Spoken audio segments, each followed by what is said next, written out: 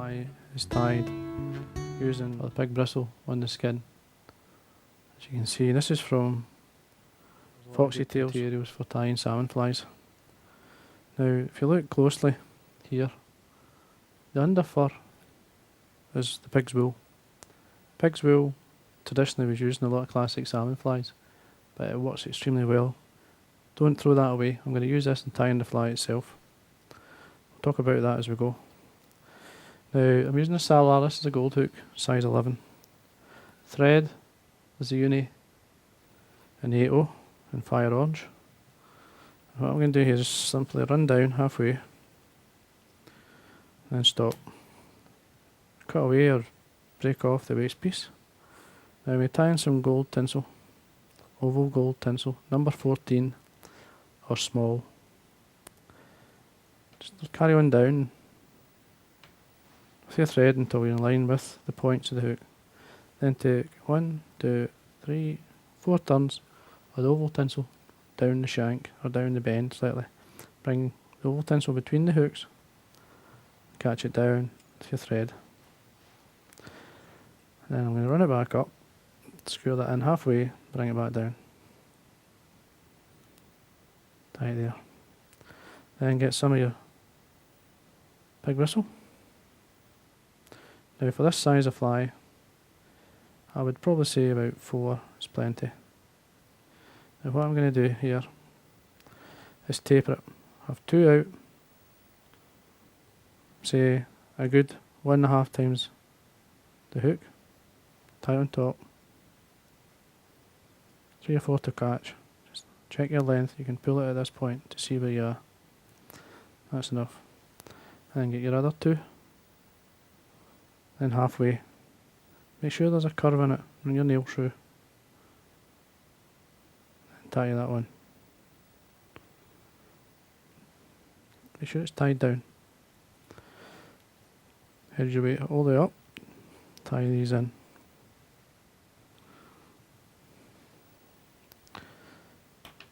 Trim away. And run your thread back down. Now get some of your underfur. Just basically tear it off.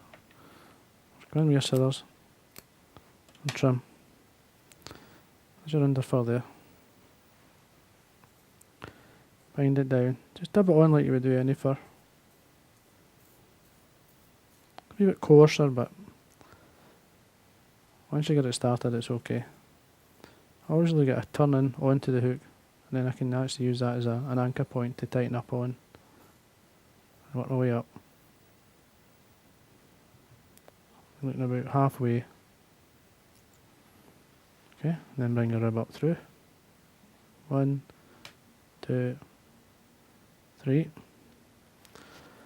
Right down. Now what I'm going to do here is tie in a badger hackle, dyed hot orange. At this point what I'm going to do is trim that away. Now the hot orange, it works extremely well. The colour goes, to me it goes well with this. Now these small feathers down the bottom, usually, most times ignored, but they're very good. And they've got a good enough length that I like. Now I'm going to tie this in, basically by the tip. I'm pulling out, I'm looking at the fibre just now to see what I've got.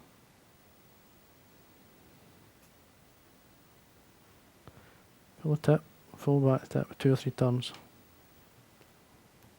Break it off. And then fold your hackle slightly. Just pull it back. Now I don't take off the fluff at the bottom of the hackle. Basically it helps me to hold the hackle while I'm winding. Gives me more grip. Work your way down. 1 turn in front of the other. Depends on what the hackle's like, depending on how many turns you need to put in. In this case I had to put most of them in. And then fold back. Nice and tight. Tighten up a wee bit here. And break it off. Now at this point what I'm going to do is velcro out some of the fur itself, the pig's fur, pig's wool.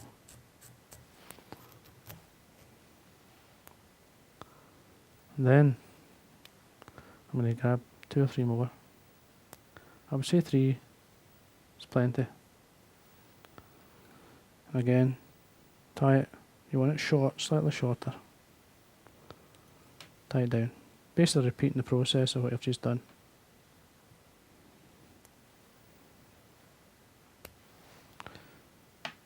And then basically run up. Get your gold rib again. Get ready to tie it in. Now I like to times tie it in on the way back down. Don't worry about the thickness of the body because you want a nice shape. Get some more of the pig's wool. Tear it off. Or cut it off. Once you see the pig's wool in the water, you'll see why it's worth putting on, because it's got a very translucent fibre. Excellent in the water. Covers extremely well, as you'll see. Fire on thread. When it's wet, you'll see it even more. It enhances the colour. Bring a rib up through it.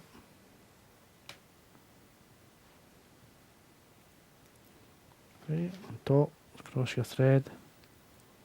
A good 90-degree bend into the oval tinsel. This will help tie it down.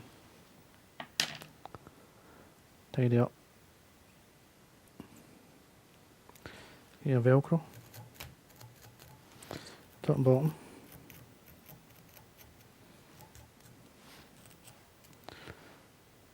And then what you need now, it's optional really, it's up to yourself, but the jungle cock eyes. You don't need any more than what it is just now. You want 2 eyes. 2 small, well matched eyes, as you can see. I've got both. You're seeing the underside of the feathers. Now what I'm going to do is pull these back. Pull back what I don't need. Offer them. On the side, just slightly, I would say put the points to the beginning of the tag or the end of the body. Now I do 2 or 3 turns or so, quite reasonably loose, just to see how it's going to sit. You're happy with that? Which I am. Take your thread forward, fold these back, tie it down.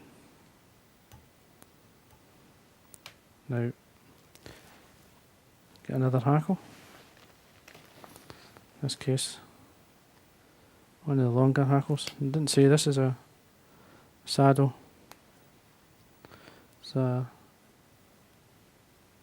badger hackle I bought and dyed hot orange. It's a Shannon. Fold it back. Now you're only looking probably maybe a turn or 2. Depends on how good the hackle are. You don't want much length of the wing, not too much. Don't overdress it. That's it. This point, take your thread down. Just take your time. A good 3 or 4 turns, and then you can fold the hackle point back and build the thread up over. Just take your time. Break that off by keeping the thread nice and tight. Then go in and whip finish.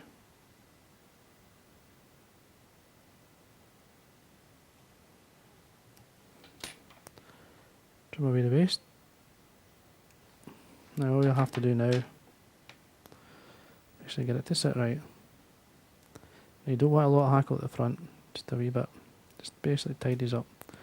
That's your right shrimp shape. Now that's like a small piglet. Works extremely well. Very good in fast water, especially with the pig bristle.